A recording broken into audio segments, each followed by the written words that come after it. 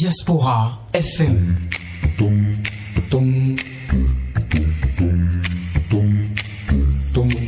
Diaspora FM, en direct de la Fondation Espace Afrique Civre de Glodibi, c'est le pied. Le point 7. Le point 7. Votre émission de décryptage de l'actualité nationale et internationale sur Diaspora FM 102.3. Heureux de vous retrouver, chers auditeurs, sur ce plateau de Point 7, le départ qui reçoit des débatteurs, évidemment, pour astiquer, pour disséquer l'actualité phare de la semaine, après avoir caracolé un peu dans la sous-région, au Niger, au Gabon. Nous revenons poser les valises au plan national et c'est bel et bien pour nous intéresser à ce qui se passe chez nous. Et vous savez, sur le terrain politique, ça move de partout. Vous savez, le terrain politique aujourd'hui est très mouvementé avec 2026 en point de mire où les gens en tout cas, commence à se prononcer, les langues se délient. Et nous devons en parler dans ce studio. Avec moi aujourd'hui, Ishola Diguin. Ah, j'espère que je prononce bien le nom aujourd'hui. Oui, ça peut aller. Bonjour à tous les auditeurs, auditrices de Radio Diaspora. Coucou spécial aux sommités de la maison.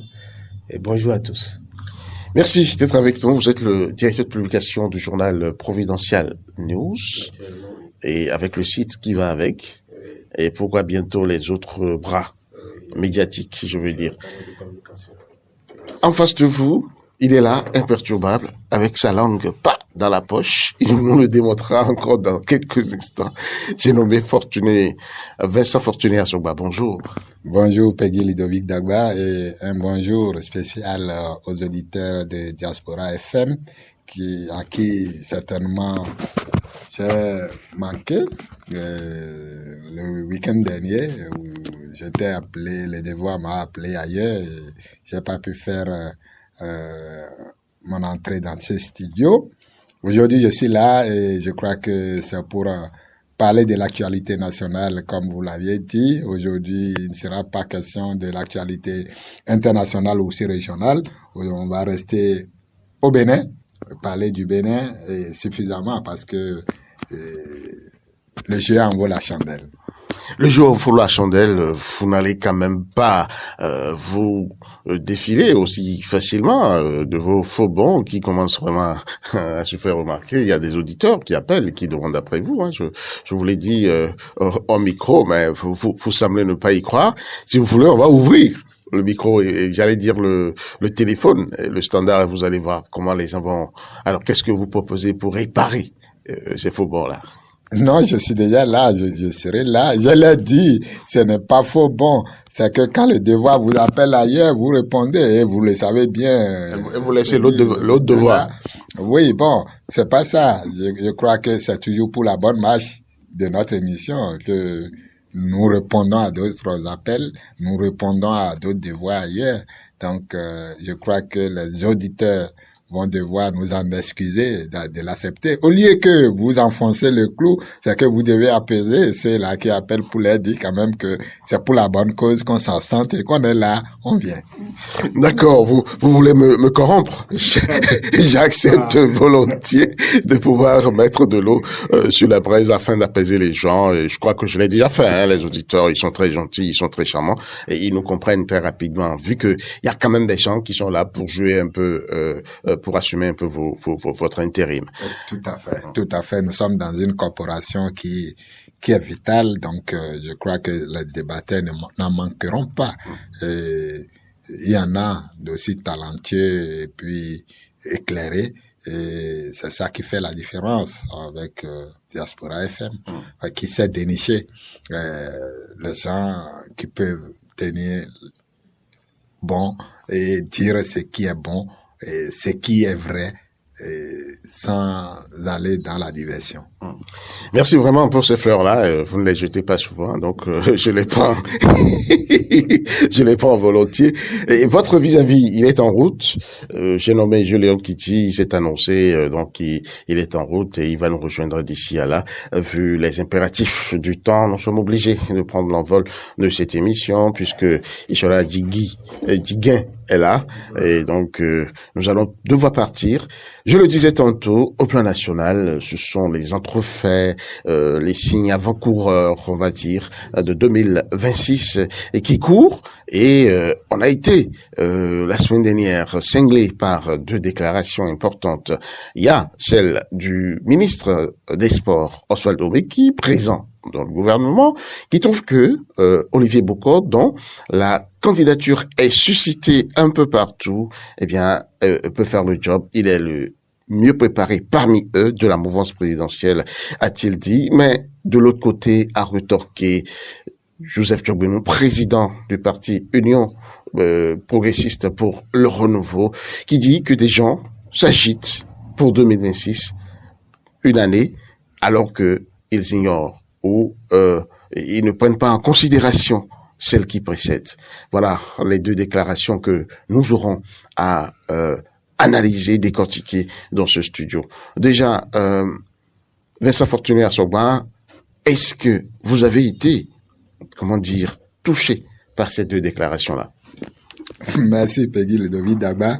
Je crois que il n'y a pas à se sentir touché. Je crois que les auditeurs, les avertis, les observateurs de la vie politique devraient s'attendre à ça. Et moi, de telles déclarations ne me surprend pas. Et ça ne devrait pas surprendre. Vous savez, dans ce studio, on l'avait déjà dit, 2026, c'est une autre année. 2026, c'est la recomposition de la classe politique périnoise. Pourquoi?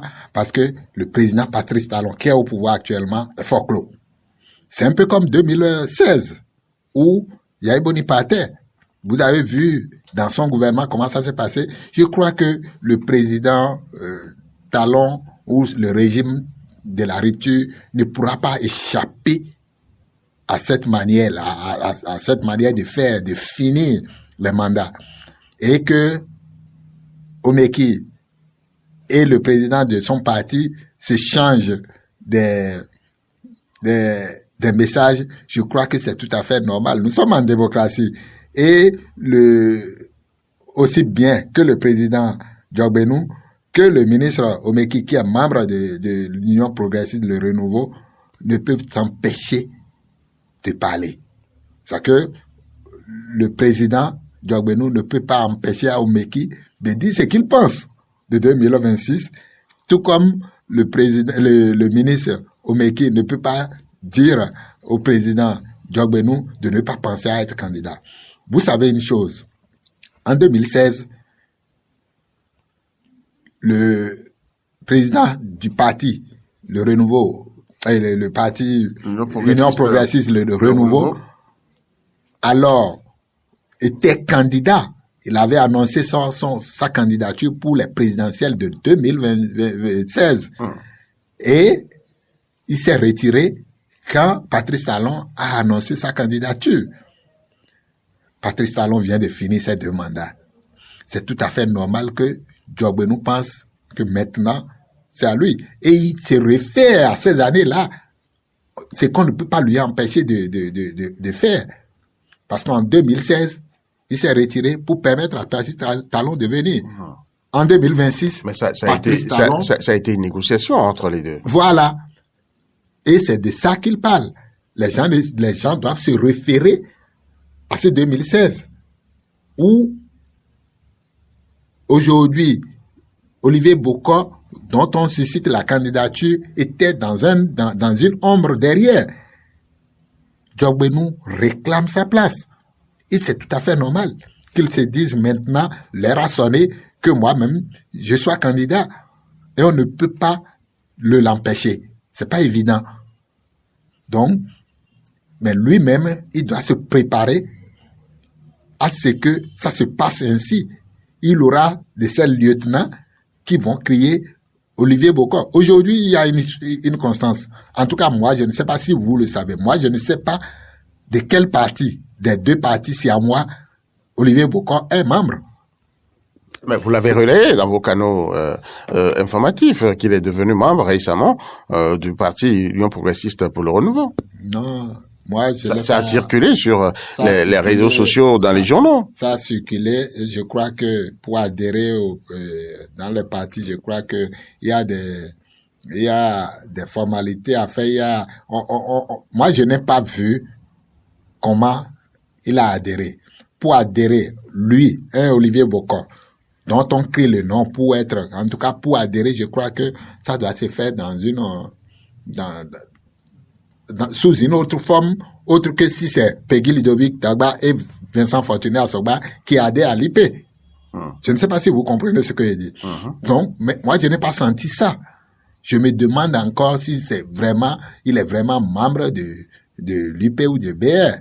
Maintenant, comme vous le dites, il est effectivement membre de l'IP, le débat va se faire en son temps. C'est clair que peut-être les années à venir, puis on est encore loin de 2026. C'est vrai que c'est à nos portes, hein, mais pour les formalités, je crois qu'on est encore loin de 2026 parce que il n'y a pas que lui qui soit le prétendant, le seul prétendant. Maintenant, quand il y aura 1, 2, 3 prétendants, le débat va se faire. Je rappelle que vous insistez sur ces points parce que il n'est plus admis en République du Bénin qu'un un halogène sorti de nulle part ou en tout cas non membre d'un parti politique ne soit candidat. Donc toute candidature à la présidentielle au Bénin devra provenir des partis politiques. Oui, depuis 2016 surtout, parce que quand on dit réforme du système partisan, vous voyez, c'est pour ça que moi j'insiste effectivement, parce que c'est le président Patrice Talon qui est porteur de cette réforme. C'est vrai que malheureusement en 2026, lui-même n'est pas allé aux élections sous la bannière d'un parti politique. Ce qui pour moi a massacré cette réforme. En 2026, je crois que étant donné qu'il n'est plus candidat, il doit veiller à ce que cette réforme, pour que cette réforme ne soit pas de 20 mots, porte vraiment ses fruits, faire en sorte que le prochain candidat de UP ou BR ou le prochain candidat, tous les prochains candidats sortent des partis politiques au Bénin. Oui, parce que si on fait réforme du système partisan et que ça soit des halogènes qui viennent ravir la vedette aux partis politiques, c'est que ça ne vaut pas la peine. Mais pensez-vous que cette réforme puisse vraiment prospérer parce que on n'a jamais eu au Bénin un président sorti d'un parti politique. Jusqu'alors, nous parlons, même celui dont vous parlez, c'est juste après son élection que les deux partis politiques ont été créés. Est-ce que vous pensez que vraiment cette réforme-là n'a pas quelques difficultés à s'imposer?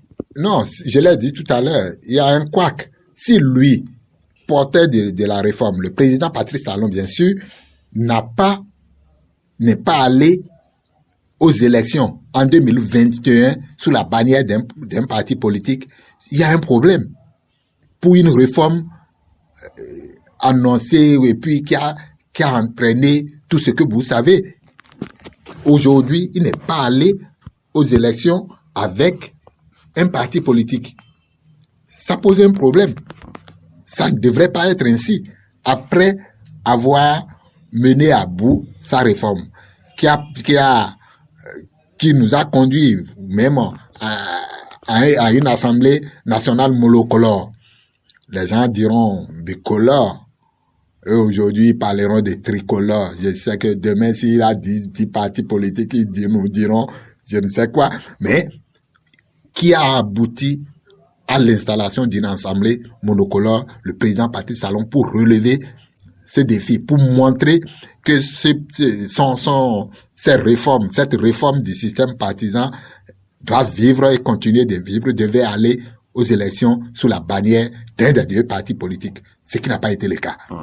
Ça veut dire que lui-même déjà piétiné, il a massacré à ce niveau-là. Est-ce qu'il a massacré ou bien ça s'est imposé à lui, puisque non, ça ne devrait pas... les deux partis politiques se réclamaient de lui, oui. Et la preuve, ils ont dit qu'il est leur candidat. Non, vous savez, je peux avoir mon parti politique et vous avez votre parti politique, mais on soutient nous tous deux Ishola. Mais si Ishola veut aller aux élections, si Ishola choisit mon parti pour dire je suis membre de ce parti, ça ne vous empêche pas, vous autres, de soutenir le candidat Ishola. Vous savez ce que ça veut dire politiquement, vous en connaissez les implications et les conséquences. Et c'est là, malheureusement, que cette réforme a échoué alors. Parce que une seule personne ne peut pas avoir deux partis politiques. Non, ce n'est pas possible. Une seule personne ne peut pas, le président Patrice Talon ne peut pas avoir deux partis. Il doit avoir un seul parti et adhérer à ce parti, qu'on sache qu'il est membre du parti X ou parti Y. Mais si il est assis entre deux chaises, non, la réforme aurait eu du plomb dans l'aile. Voilà. D'accord. Et c'est à ça qu'on assiste actuellement. D'accord. Ishola Diguin, voilà. je vais m'y faire. Vraiment, ne vous en faites pas. Alors, dites-nous, à la lecture du développement fait par votre vis-à-vis, je veux nommer Vincent Fortuné Assoga, est-ce que ces deux sorties qui ont cinglé l'actualité au plan national, vous ont-elles fait quelque chose? Est-ce que vous avez été indifférent à cela? Non, je crois que cela est dans l'ordre normal des choses. À chaque fin d'un règne présidentiel, nous assistons à ce que j'appellerais la danse des gamètes. En d'autres termes, la cacophonie des ambitions. Et donc, à partir de ce moment-là, je ne crois pas, n'est-ce pas, être ému par la situation qui prévaut, la dynamique qui prévaut au sein du paysage politique. Il est n'est-ce pas, de droit de tous ceux qui désirent et qui remplissent les formalités, les conditions, les critères établis par la loi. Donc vous y attendiez? Oui, évidemment, je m'y attendais comme tout le monde. Je suis pas surpris. Au-delà de cet aspect, je suis un peu effaré ou chagriné par ce mouvement que je vois autour de Bokar Olivier, ces jeunes, ces bambins, ces gamins qui suscitent la candidature. Non, je suis pas d'accord avec vous. Pourquoi pensez-vous que ce sont des gamins? Non, je pense quand même que ce sont des adultes qui savent ce qu'ils font. Et la loi leur donne la liberté de le faire. Non, en expertisant ou en auscultant avec beaucoup de réalisme, n'est-ce pas, ce mouvement, on s'aperçoit, n'est-ce pas, ostensiblement, que au sein, n'est-ce pas, de ce mouvement, ou au niveau des différents leaders qui conduisent, n'est-ce pas, ces différents mouvements qui sont en train d'être mis en place, pour le compte de Bokar Olivier, il y a beaucoup de gamins dedans. Et puis, et cela se voit, c'est perceptible. Vous avez vu leurs actes de naissance? Si, on n'a pas besoin, n'est-ce pas, de faire la Sorbonne, les grands établissements ou les grandes universités du monde avant de le savoir. Je crois que, comme tout le monde le dit, ou le disent... Non, moi, je ne souhaiterais pas qu'on continue le débat en ces termes. Je vous en prie. Si je le dis... Vous n'allez pas accepter qu'on vous traite en ces termes, vous aussi. Donc, je vous en prie, laissez ces qualificatifs de côté. Non, si je le dis, c'est parce que je suis réaliste. Je fais une analyse objective de la situation. On va pas continuer dans ce sens. Et c'est pour dire, en définitive, que ceux qui mènent ce mouvement, je ne les vois pas dans une posture qui, n'est-ce pas, permettra aux uns et aux autres de savoir ou de les juger de matures, ou avoir une certaine conviction politique, avoir le charisme nécessaire qu'il faut pour conduire de tels mouvements. C'est vrai que actuellement nous assistons à une paupérisation au sein de la population, nous assistons à une galère, à la misère ambiante, et il est normal que ces jeunes-là suscitent à tout va la candidature de quelqu'un juste pour étant à la recherche de la puissance journalière peut-être. Alors revenons à l'essentiel. Oui. Je leur conseille. Bon, il faut le dire, hein, je crois que dans l'ensemble, Patrice Talon a le dernier mot. Donc, ceux qui s'agitent aujourd'hui, moi, c'est leur droit. Mais Patrice Talon détient encore des manettes et en temps opportun, il fera un choix utile. Parce que je ne crois pas que le peuple se laisserait encore une deuxième fois abuser. Ah oui, je le dis. J'insiste, je persiste, je signe. Le peuple est très remonté contre la gouvernance actuelle. Sans être Alpha Blondy. Oui. Le peuple est très remonté contre la gouvernance actuelle à cause de la situation que vous savez. Il est aujourd'hui difficile aux uns et aux autres, ou à la populace, de manière générale, de joindre les deux bouts. Il est difficile, compliqué et assez effarant, n'est-ce pas, de voir les populations dans une incapacité de joindre, d'assurer les 3 repas par jour. Donc à partir de ce moment-là, on devait s'y attendre. Le peuple est très remonté. Et en 2026, il fera un choix très utile, de mon point de vue. Donc, D'accord. je pense globalement de la situation. D'accord. Entre-temps, on a été rejoint, comme je l'annonçais, il avait pris la route qui lui a certainement coûté quelques minutes. Il est rentré en studio. Je ne vais pas dire aux auditeurs comment, mais bon, l'essentiel c'est qu'il soit avec nous. Et j'ai commencé à entendre des craquements de choses et à partager avec Vincent Fortuné à Soba. Mais bon, je ne voudrais pas réclamer ma part.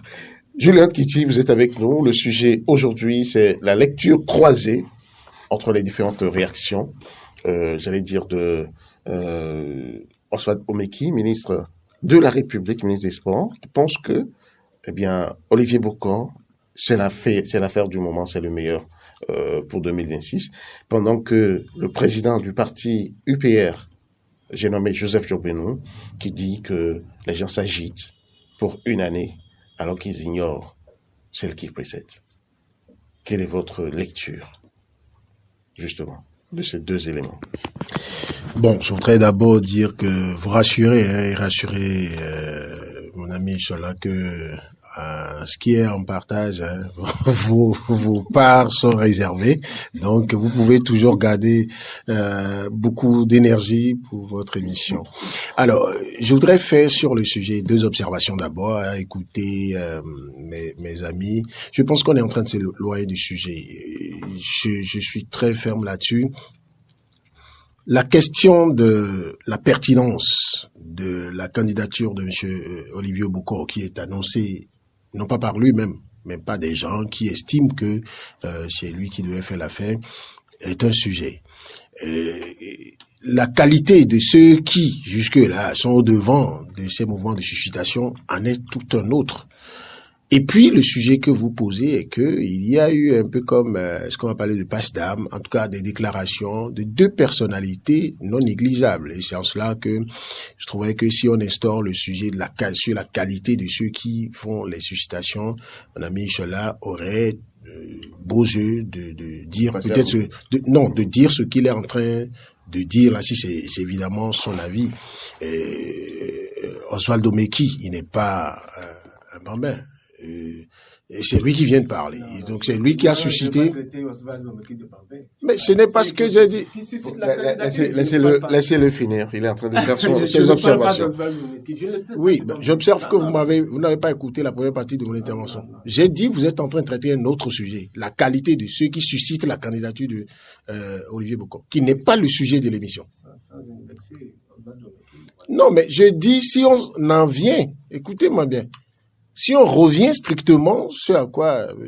Dagba vous invitait, si on en vient strictement à l'émission, à savoir que Oswald Omeki a dit que de ceux dont on cite les noms autour du chef de l'État pour lui succéder probablement, que Olivier Bokor est le mieux préparé. Ça, c'est factuel. C'est ce que. Et puis, quelques jours après, on a eu la réaction de Joseph Djobénou, qui est donc le président de l'UP Le Renouveau, et Oswald Omeki, ministre au gouvernement, membre de l'UP Le Renouveau. Donc, pour moi, l'intérêt de ce sujet, c'est que, voilà, non seulement 2 personnalités qu'on n'attendait pas sur ce sujet sur ce terrain-là tout de suite. Ensuite, ils sont membres du bureau de même parti politique. parti politique que Olivier Bokor, selon les informations qu'on a eues et des documents qui sont passés, a récemment rejoint. Ça veut dire qu'il y a une bataille de l'intérieur qui se mène et au niveau de l'UP Le Renouveau. C'est ce à quoi j'invite simplement. Mais moi, je trouve que dans la déclaration de Oswald Omeki, il y a quelque chose d'inédit que j'ai observé. Constatez que depuis, ce qu'on n'avait pas, c'était la sortie d'un membre du gouvernement, encore en fonction, sur cette question-là. On a écouté le porte-parole du gouvernement dire, entre-temps, le gouvernement se concentre sur la réalisation du programme d'action du gouvernement. Olivier Bokor, qui lui-même a dit, bon, il n'a pas demandé à des gens de faire ses sollicitations, mais quand on interroge la Constitution, on peut avoir nos avis, quand on interroge la Constitution de notre pays, aucun article n'interdit à des citoyens, quel que soit leur âge, et de dire pour 2016 et 2026, qui doit être déjà zoomé maintenant, de dire c'est telle personne on préfère. D'ailleurs, ça ne tient personne. Ça ne fait que agiter l'opinion. Mais qu'un membre du gouvernement en vienne à sortir pour dire ça aussi clairement, alors que ce membre du gouvernement, on l'a vu, hein, quel que soit ce qu'on peut penser de lui, au registre des jeunes acteurs politiques, donc au côté du chef de l'État, ça n'est pas rien. Ça veut dire qu'il y a un peu comme un courage politique que le ministre Omeki ou la personne de Oswald Omeki a voulu expérimenter ou montrer. Parce que c'est plutôt... Julien Kiti, est-ce qu'on parlera de courage de Oswald Omeki ou bien entreprise suicidaire? Parce que il peut bel et bien être éjecté du gouvernement si c'était pas le choix du président Patrice Talon. Vous êtes en train d'apporter de l'eau à mon moulin. Le fait pour vous d'imaginer, j'avais lu un journal qui a mis qu'il signe sa sortie du gouvernement. Le simple fait que vous imaginez que ça pourrait produire pour effet qu'il soit éjecté du gouvernement signifie qu'il a fait quelque chose d'inédit, quelque chose qui dans notre contexte n'était pas habituel, on dirait envisageable, parce que ailleurs en Europe vous avez on a vu plusieurs fois des gouvernements qui le gouvernement prend une décision, un ministre vient à la télé, il dit que il suit la discipline de groupe, mais que personnellement il émet des réserves, il estime que. Et ça n'est pas une faute dans la culture politique des gens là-bas. Alors ici, si nous imaginons que ça pourrait lui coûter son poste au gouvernement, ça signifie que quelque part nous rentrons dans la tête du chef de l'État. On était ici la dernière fois, on faisait un débat où Fortuné Assoba disait, il s'offusquait du fait qu'on disait que le chef de l'État va choisir celui qui va le remplacer, des choses du genre. Et là encore, la loi ne dit pas que c'est le chef de l'État qui va dire forcément c'est celui-ci qui me renvoie. Là aussi, ça ne tiendra même pas nous qui sommes ici, là, quand on ira dans l'isoloir. Le chef de l'État, si depuis il n'a pas demandé à ses lieutenants qui l'entourent d'interdire à tout le monde de faire suscitation, ça veut dire qu'il laisse faire le débat. Les deux risques existent. Moi, j'ai souvent parlé de risques positifs aussi. Qui vous dit que le contrat ne va pas se passer, c'est-à-dire que Oswald Omeki ne sera pas enlevé du gouvernement pour ça, parce qu'il a parlé en tant que Oswald Omeki, un droit qu'il a exercé. Et si je reste dans votre logique, au cas où le chef de l'État, à la fin, pencherait, parce que c'est aussi son droit, de dire j'adoube tel collaborateur, donc en ce moment, au cas où il serait penché du côté de Olivier Bokor, regardez la plus-value pour le jeune ministre, qui a osé prendre le risque de dire ça. À ce moment précis où rien n'est clair. Très bien. Parce que tout Béninois que nous sommes, nous ne sommes pas habitués, pendant que un chef de l'État est là, en place, il n'a pas encore dit qui va le remplacer, et qui est une règle non écrite, eh bien, il ose le dire. Et on le sait bien, Julien Kiti, c'est dans nos usages, on ne désigne pas le successeur du roi pendant qu'il vit. Voilà. Peut-être que les mentalités ont évolué, mais ce qui m'a le plus surpris, ce à quoi je ne m'attendais pas davantage, c'est la réaction de Joseph Diobenou. C'est-à-dire que ça pouvait faire mal à quelqu'un qui ambitionne donc d'être président après Patrice Talon qui finit ses 2 mandats. Et rappelons, soit dit en passant, que en 2016, Joseph Diogbenu avait déjà annoncé sa candidature avant de dire à l'annonce de celle du président Patrice Talon. On continue à ce bas-là, rappeler tout à l'heure. Très bien, voilà. Et donc c'est quelqu'un certainement qui prend rendez-vous. Et ce n'est pas pour rien qu'il avait démissionné donc de la Cour constitutionnelle pour aller à la tête de l'UP Le Renouveau. Mais ça va être une bataille rude. Je pense que Oswald Omeki a voulu jouer crânement sa chance, son courage politique, j'insiste là-dessus, mais un courage politique, vous savez, soit vous réussissez, et ça vous apporte gros, en termes de positionnement pour la suite, ou bien vous ratez le coach, et ça vous coûte très cher. Mais je ne pense pas, personnellement, ça peut arriver, mais je ne pense pas que ça puisse lui coûter son poste ministériel, parce que si jamais il est enlevé du gouvernement, là, maintenant, dans ce timing, tout le peuple béninois dira, c'est pour ça qu'on l'a enlevé. Et ça ne sera pas... victimisation. Très bien, ça ne sera pas forcément de l'élégance politique, managériale de la part du chef de l'État.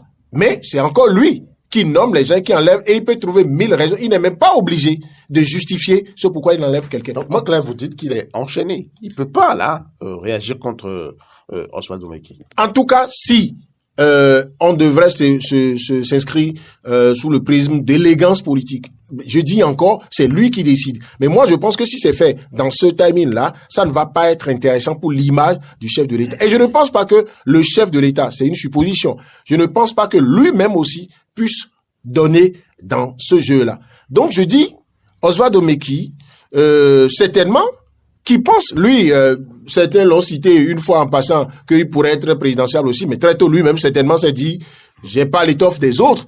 Mais après 2026, autant qu'ils sont au gouvernement, Ils sont tous présidentiels. chacun sait qu'il devra jouer son avenir politique.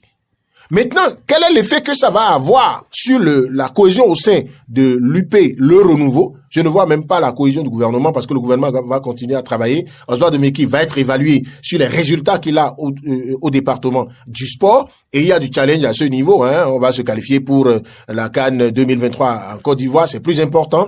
Mais au sein de l'UP, le renouveau, je pense que Joseph Diogbenu ne lui fera plus de cadeaux, et il a d'ailleurs dit, et les propos de Joseph Diogbenu, j'ai l'impression qu'il a parlé fond en français, parce que de ses propos, vous voyez beaucoup d'adages fonds qui ne sont pas loin de grosses menaces. Et il dit, il faut pas tuer, il faut pas vendre la peau du loup avant de l'avoir tué. Et il y a un autre adage qui dit qu'on n'enlève pas les cornes du bélier avant de l'avoir tué. Et donc, et il dit que, vous l'avez rappelé tout à l'heure, les gens s'occupent de la seule année en oubliant celles qui l'ont précédée. Ça signifie quoi? Il estime, comme on le dit en fond, je ne sais pas comment il faut traduire ça, on dit, et en fond, c'est-à-dire que il estime, c'est comme ça que je comprends ça, que on a commencé par agiter le nom de Olivier Bokor il n'y a pas longtemps, mais lui, Joseph Diogbenu, quand même, depuis 2016, est allé au charbon, et il a pris le risque de porter avec le chef de l'État des réformes dont certains n'ont pas été, dont ont créé des grincements de dents. Déjà en tant que ministre de la Justice. Et ça agit. Ensuite, à la Cour constitutionnelle. Et ça agit quand même sur son image. Très bien, ça agit sur son image un tout petit peu. Et donc, moi, j'estime, dans l'absolu, que ce que Oswald Omeki a dit, quand je laisse sa personne, je peux ne pas être son ami, mais j'estime que pour les intérêts qu'on connaît en milieu tropical, dans nos contextes ici, pour un ministre qui peut s'accrocher à ce qu'il a au département ministériel, c'est quand même un acte de courage politique. Maintenant, après, quel est l'effet que ça va avoir? Moi, je salue d'abord l'acte de courage politique. Je vous ai dit, vous connaissez ma religion. J'ai estimé que ceux qui suscitent les candidatures, il faut que celui qui veut être candidat, il faut que très tôt, lui-même aussi, il ait le courage de dire, oui, je veux l'être, et qu'on lui pose les vraies questions, mais que Oswald Omeki, encore au gouvernement, dit ça, c'est un acte de courage politique qui peut lui être extrêmement profitable si ça marche, si finalement Olivier Bokor... Et si son candidat était élu? Bon, déjà qu'il soit désigné, ça veut dire que lui, Oswald Omeki, forcément, dans l'entourage de Olivier Bokor, il aura quand même un rôle important à jouer, ce qui lui donnera des chances, si Olivier Bokor a été élu en 2026, de se relancer. Pourquoi pas dans des postes de responsabilité et même pour son avenir politique. D'accord. Ishola Diguin, oui, j'observe que vous avez quelques réactions face au développement de Julien. Moi, je ne vois pas le courage, où se trouve le courage politique dont Omeki a fait preuve. En tout cas, moi, je vois que ce qu'il a dit... donc vous allez accepter que dans votre gouvernement, si vous étiez président de la République, vos ministres se lèvent et disent des choses qui risquent de vous prendre à faux. Non, écoutez, l'acte que Omeki a posé, ce n'est pas anodin, ce n'est pas extraordinaire non plus. Dans sa posture, on peut, n'est-ce pas, lui concéder ce droit, n'est-ce pas, ce privilège, connaissant, n'est-ce pas, ses relations avec Bokor Olivier, le président de la République, tout le rôle qu'il a joué pour en être là aujourd'hui. Et donc, ce qu'il a fait, moi, je ne... Pour vous, c'est pas un courage? Non, c'est pas un courage. Encore moins... On n'a pas vu beaucoup le faire dans le gouvernement. Pourtant, on sait qu'ils ont chacun... Oui, c'est ce que j'ai dit. En considérant ses relations avec Bokor Olivier, suivez mon regard, et le boss, je vais parler de Patrice Talon, on peut lui accorder, n'est-ce pas, ce privilège, lui concéder, n'est-ce pas, cet acte qu'il a posé. Mais je vois que cela n'engage pas véritablement le gouvernement. Il l'a fait in situ personne. Voilà. Et selon vous, ça ne peut pas emporter des conséquences pour lui fâcheuses? Non, vous n'êtes pas sans savoir que depuis un certain temps, on agite sur la scène politique ou sur la scène médiatique son départ du gouvernement. Oui, cela se rumine de plus en plus et cela se bruite dans les grands états-majors des partis politiques du pays. Ah d'accord, donc oui. Vous êtes au courant un peu? Non, je ne suis pas dans le secret de Dieu, mais je ne fais qu'analyser. Vous le démontrez là? Non, je ne démontre pas, je ne suis dans aucun secret, mais je fais, n'est-ce pas, je rends compte de la lecture de la situation que je vois, n'est-ce pas, sur les différents propos qui sont émis sur la scène politique, ajoutés, n'est-ce pas, à l'animation de la scène médiatique de mon pays. Et donc, à ce niveau-là, il n'y a pas matière à débat, mais qui a agi in situ personne, et cela n'engage que lui, véritablement. Donc, voilà un peu la situation. Donc, c'est votre avis. Mais ça, Fortuné Assogba, si nous allons rentrer un peu dans les propos de Maître Joseph Djogbenon, est-ce qu'il n'invite pas plutôt à une certaine prudence, au lieu de voir un peu toutes ces agitations et qu'il faut croire que déjà tout est fini avec le candidat non déclaré encore, Olivier Bokor, puisqu'il a signifié, il n'est encore candidat à rien, il n'a demandé aucune suscitation de candidature. D'abord, je vais vous dire qu'il n'a demandé aucune suscitation de candidature. C'est ce que vous avez dit. C'est ce qu'il a dit. Non, il l'a pas dit. C'est ce qu'il aurait dit. Voilà. Parce qu'on l'a pas entendu le dire. Bon, voilà. Soyons dans les faits. Voilà. Le journaliste, c'est les faits. Les faits, c'est sacré. C'est le commentaire. J'insiste là-dessus. C'est qu'il aurait dit. Oui. Mais depuis qu'il l'aurait dit, est-ce que ça ne continue pas? Ça veut dire que il y a anguille sous roche. Maintenant, ça, c'est les implications. Voilà. Maintenant, revenons au propos de Maître Joseph Djogbenon. Je vous ai dit ici tout à l'heure que Maître Djogbenon sait qu'il doit s'attendre à ces genres d'agissement. Nous sommes dans un pays démocratique et chacun est libre de dire ce qu'il pense. Surtout quand ça n'embrouille pas les autres.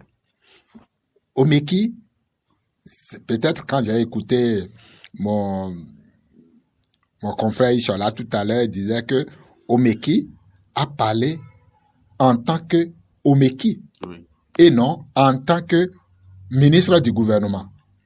Si on ne dissocie pas... Il n'empêche quand même qu'il est membre du gouvernement et qu'il est en fonction. Je suis entièrement d'accord avec vous. Et Julian Kitty l'a martelé plusieurs fois. C'est rare dans notre culture de voir des ministres ou des DG en poste prendre ce genre de position. C'est vrai. Mais ailleurs, comme il a dit, les démocraties qu'on copie, ça se passe. Les gens ne sont pas d'accord Et ils ne sont pas d'accord. Je vais prendre l'exemple de François Hollande, que Manuel Valls a empêché de se positionner pour une deuxième fois à la présidentielle. Vous savez bien que... Là, nous sommes en France. Nous sommes en France, bien sûr. Il a fait un seul mandat. Il devrait renouveler son mandat. Mais c'est son premier ministre qui s'est opposé, qui dit que si François Hollande doit aller renouveler son mandat, il va passer encore par les primaires. Or, dans leur culture, dans leur démocratie, quand vous êtes au pouvoir et que vous voulez renouveler votre mandat, c'est que vous ne passez pas les primaires. C'est fini, c'est que tout le monde s'allie. Mais malheureusement, à ce niveau-là, Manuel Valls s'est opposé avec son groupe. Le résultat, vous connaissez, et lui-même aussi également, il s'est fait... Il n'a pas pu se représenter voilà. au présidentiel. Oui, ni Hollande, ni Manuel Valls n'ont pas été aux élections. Donc, pour vous dire quoi, Omeki a parlé en tant que Oswald Omeki, jeune leader.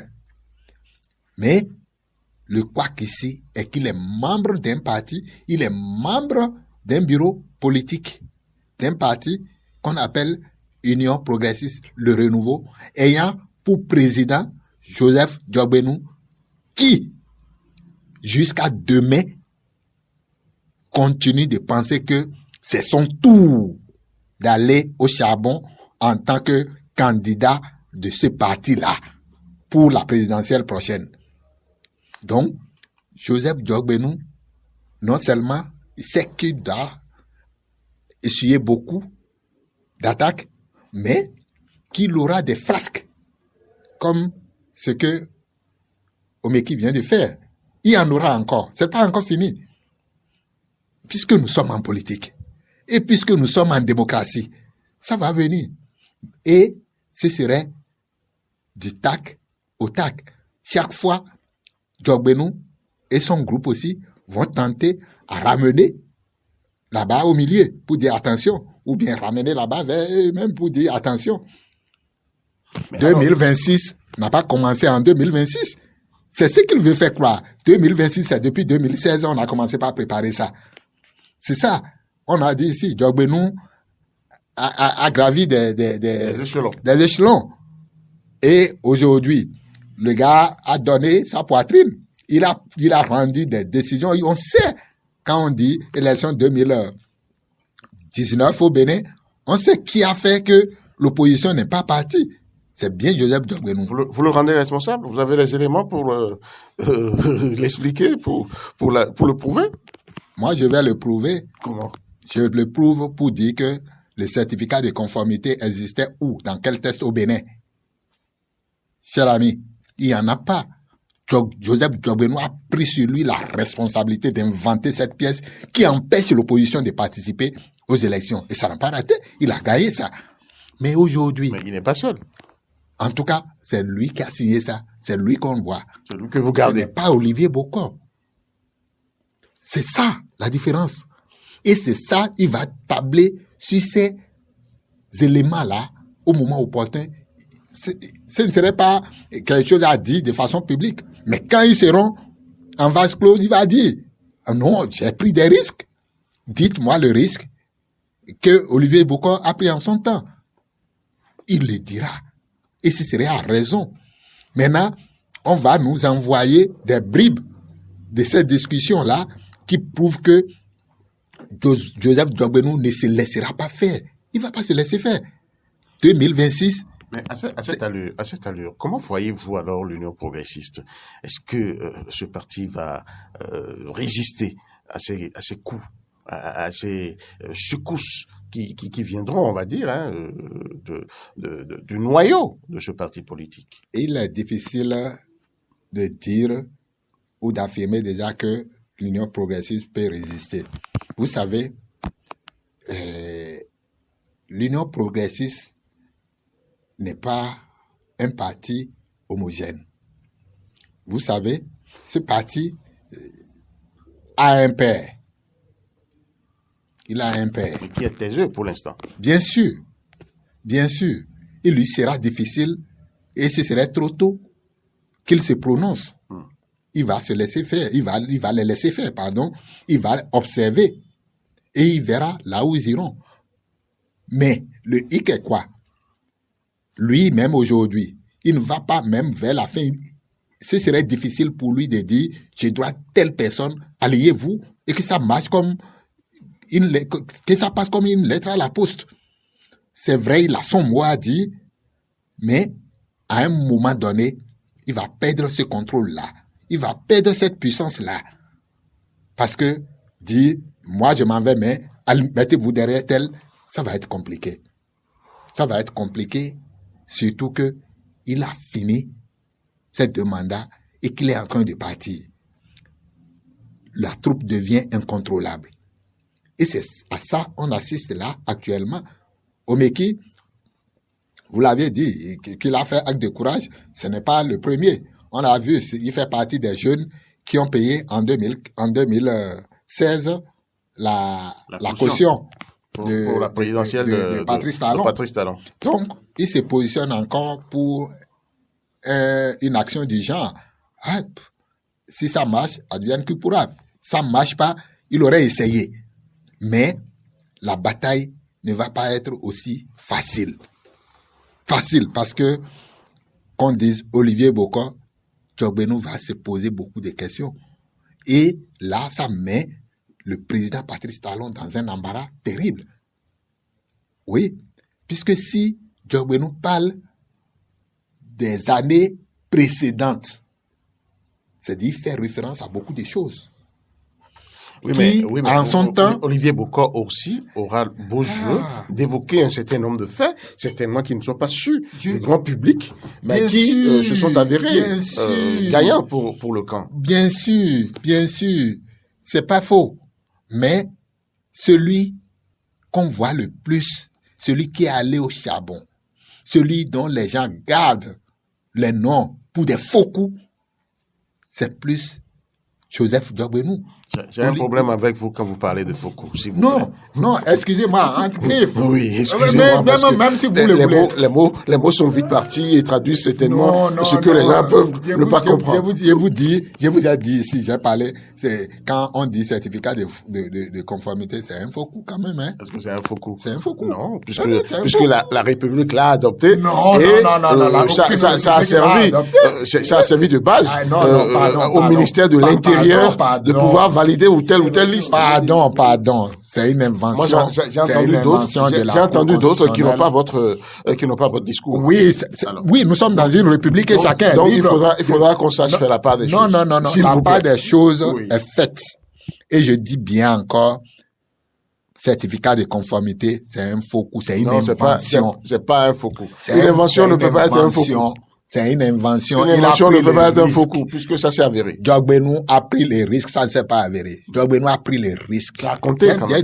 Les gens ont été obligés d'en tenir compte. Parce que il y a des élections. Quand vous êtes en face des démocrates, c'est normal. Les gens ont respecté parce que ils ne voudraient pas quand même, ou bien même s'ils ne respectaient pas. S'ils déposaient les dossiers, ils ont déposé les dossiers. Ils seraient pas là. Ils seraient pas là où ils sont. Est-ce que les dossiers ont été validés? Ils n'ont pas respecté. Ils ont déposé. Beaucoup ont déposé les dossiers. Est-ce que ça a été validé? Non. Donc, ce n'est pas que ça a été respecté. Ça n'a jamais été respecté. Oui, mais ils ont déposé les dossiers. On les a. Il y a eu des exceptions. Non, c'est toujours les camps qui en a tenu compte. Il faut avoir le courage d'appeler un chat un chat. Nous, on n'a pas de couleur. Nous ne sommes pas. Voilà ce qui s'est passé. Voilà, nous, on n'a pas de camp. Donc, je voudrais vous dire, laissez-moi revenir dans le débat pour vous dire que, tel que les choses ont commencé, ça va se poursuivre.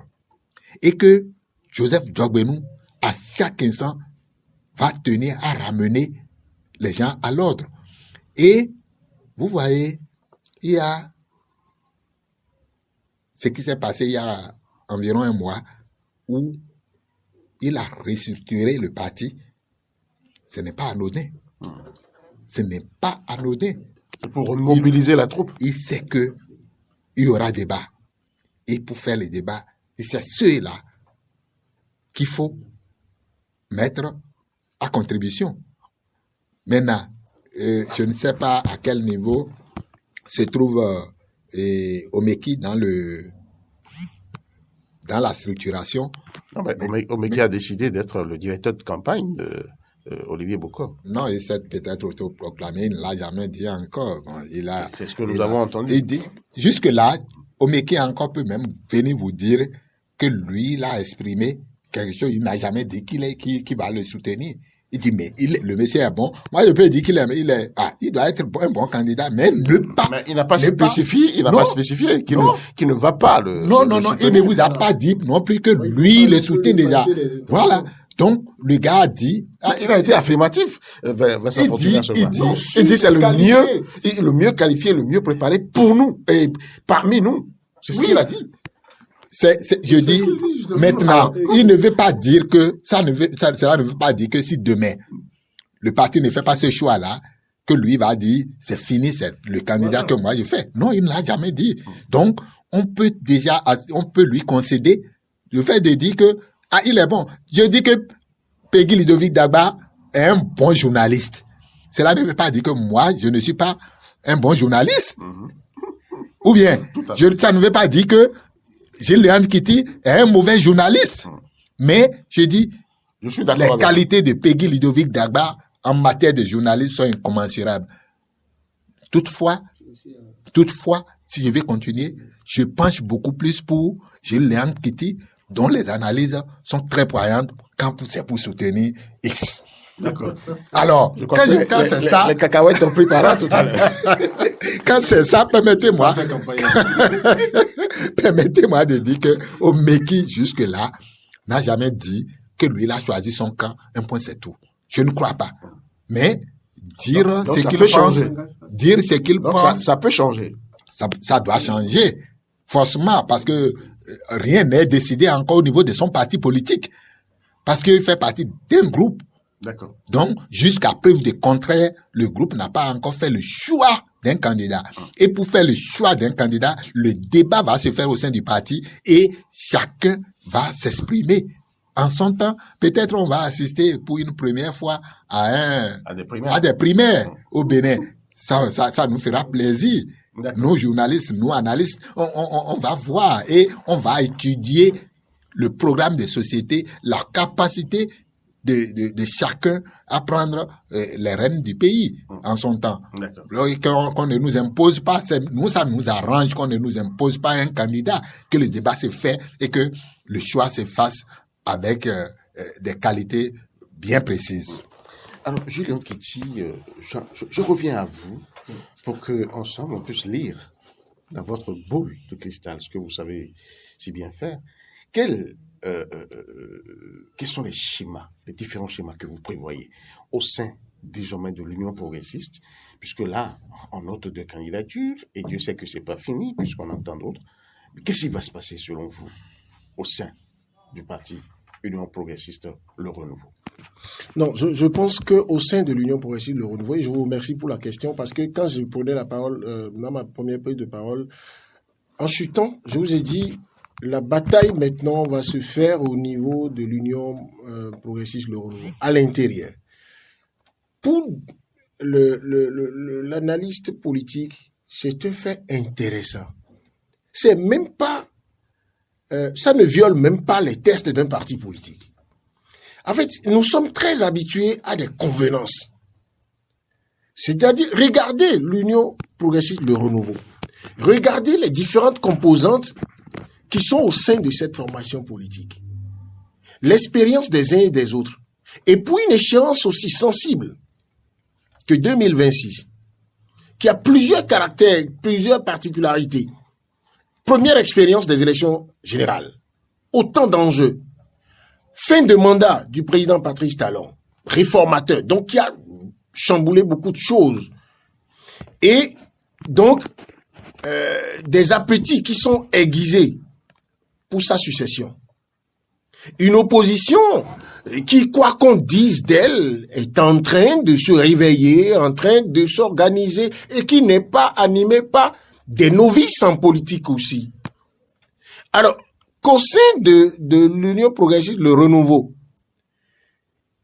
que le débat s'instaure aujourd'hui, moi j'ai l'impression que en fait le ballon est suffisamment gonflé. Ne regardez pas 2026 si loin que ça. C'est déjà zoomé. Et pour des gens qui veulent être dans la réelle politique, il faut pas dire que 2026 est loin. C'est seulement le pan de la déclaration de Joseph Diogbenou qui ne me convainc pas beaucoup. Mais par contre, que dans la peau du président de l'Union progressiste, le renouveau, ils disent notre chers militants, restez sereins. Notre formation politique Escalité n'a pas encore débattu de cette question et n'a pas encore désigné de candidat. C'est un propos responsable. C'est-à-dire qu'il parle dans la peau du président, qui doit être pour tout le monde, qui doit réagir sur une situation qui pourrait créer de la cacophonie dans les esprits faibles. Alors, quand il a fini de dire ça, le pan qu'il fallait peut-être éviter, mais que je trouve humain, c'est le point où il montre qu'il a été sonné par la sortie de Oswald Omeki. Et c'est là où Oswald Omeki gagne des dividendes dans l'opinion. En fait, ça le remonte tout de suite dans une bataille contre Joseph Diogbenou. Il n'a pas appelé le nom de Joseph Diogbenou, mais ils l'ont dit, on est tous unanimes sur le fait que Joseph Diogbenou, là, il n'a même plus besoin de dire je veux poste présidentiel. Il s'y prépare. Mais depuis que Olivier Bokor a rejoint l'UP Le Renouveau, mais depuis qu'on suscite, on parle de Olivier Bokor, on appelle son nom. Bon, moi j'ai estimé que si il avait envie vraiment que plus personne n'appelle son nom, ça, c'est clair. Bon, il aurait fait autrement. Bon, comme il n'aime pas beaucoup parler en public, on ne lui connaît pas ce réflexe-là, il aurait quand même joué, comme il sait si bien le faire, dans les coulisses pour que ça s'arrête. Maintenant, si ça a continué, ça veut dire que il faut, dans notre analyse, prendre très, très au sérieux également la probable candidature d'Olivier Bokor. Alors, les deux, là, autour du chef de l'État, et c'est là où il faut circonscrire les propos de Oswald Omeki et la haute stratégie qui est derrière. Il a dit autour du chef de l'État. Il n'est même pas allé dire au sein de l'UP Le Renouveau. Il pourrait dire... Là, il parle de la mouvance présidentielle. Il parle de la mouvance présidentielle de façon globale. Et dans le registre où... Dans ton parti. Oui. Donc, dans le registre où on parle de la possibilité, le pouvoir que, comment il s'appelle, le président Patrice Talon a de dire, je pointe du doigt telle personne pour que vous alliez, et il ne l'a pas encore dit. Donc, au sein de l'UP Le Renouveau, c'est une démocratie violente qui s'exprime par là. Elle est violente parce que elle a les germes de violence positive. Violence positive parce que la violence est positive aujourd'hui. Oui, la violence au sein d'un parti politique, au sein sur une scène politique, il y a une violence politique et positive qui est nécessaire. C'est-à-dire qu'on ne se fait pas de cadeaux. On ne se poignarde pas, on ne fait pas, on ne prend pas les armes, on ne devient pas des ennemis. Mais au sein du parti politique, avant les primaires, probable qu'il pourrait se faire, où on pense que Diogbenou va se présenter, où on pense qu'Olivier Bokor va lever le doigt, où on pense que d'autres personnes vont lever le doigt, Oswald Omeki commence par dire... Encore une minute. Il commence par dire, comme beaucoup de Béninois pensent, dans la conscience collective, on pense que celui qui aura le dernier mot, c'est le président de la République. Lui, il estime que, dans ce registre-là, celui qui est le mieux préparé c'est Olivier Bokor. Mais émettez l'hypothèse, et c'est pourquoi j'approuvais ce que Assoba disait, émettez l'hypothèse que même Olivier Bokor lui-même vienne dire après, je ne veux pas être candidat, parce que dans tous nos tests là, tant que la personne même n'a pas déposé son dossier, vous ne pouvez pas considérer qu'elle est candidate. À partir de ce moment-là, c'est que le débat à l'intérieur maintenant va se faire. Joseph Diogbenou va, tout en étant le président du parti politique, travailler maintenant à compter presque au bout du doigt ceux qui sont les siens. Et au sein de l'Union progressiste Le Renouveau, vous avez aussi la branche des anciens dépositaires, ceux qui sont très proches de l'ancien président Bruno Amoussou. Depuis le renouvellement à la tête de l'Union progressiste, le renouveau, je n'ai pas vu beaucoup d'actes significatifs qui montrent que Bruno Amoussou et ceux qui sont derrière lui là, ils adoubent Jovenel Diogbenu et tout. Il y a déjà la bataille pour conquérir ces personnes-là. Est-ce que Olivier Bokor ne va pas courir vers ces personnes? Ce n'est même pas que Bruno Amoussou. Il faut citer Idi Kolawole. Oui. Les Lazare Brito, les Abraham Zinokwe, les Mathurin Nago, dont le départ, l'éviction a laissé un goût tous ceux-là sont là. Mais si Olivier Bokor réussissait à rallier ces personnes-là à sa cause, et que le débat se fait au sein de l'UP Le Renouveau, et que c'est lui qui est désigné, je répète, ça va être une violence positive, ils vont se battre, et nos partis politiques devraient pouvoir fonctionner de cette façon à l'intérieur, sans que les gens soient obligés, dès que il y a cet antagonisme-là, cette diversité de points de vue, claquer la porte pour aller créer d'autres partis politiques. Non. Je pense que la bataille de l'UP Le Renouveau à l'intérieur va devenir plus rude parce que Joseph Diogbenu, qui n'est pas un novice, à partir de ce moment, il va se dire, mais des gens, même qui sont au gouvernement, qui sont autour du chef de l'État, qui ont certainement pris la température avant de parler, et cela l'a dit tout à l'heure, quand Oswald parle, il a dû certainement renifler pour savoir que ce qu'il veut dire là,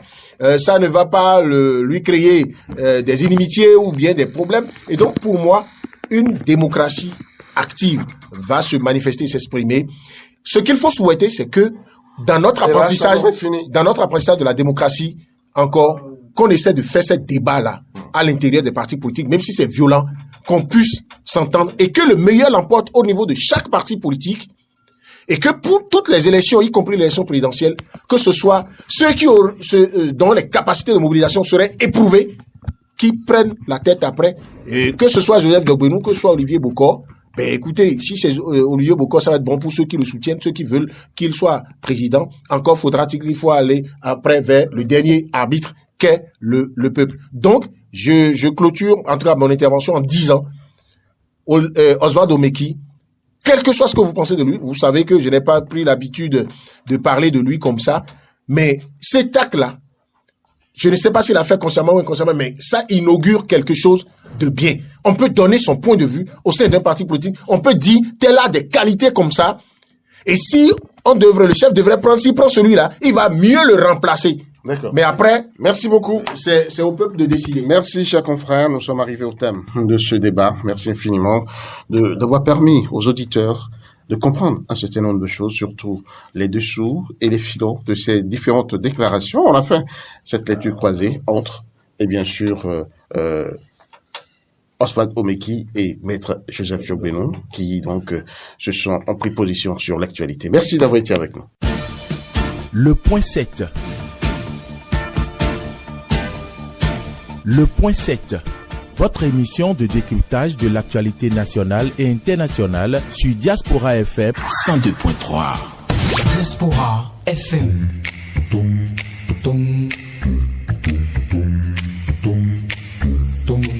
Diaspora FM, en direct de la Fondation Espace Afrique Civre de Glody, c'est le pied.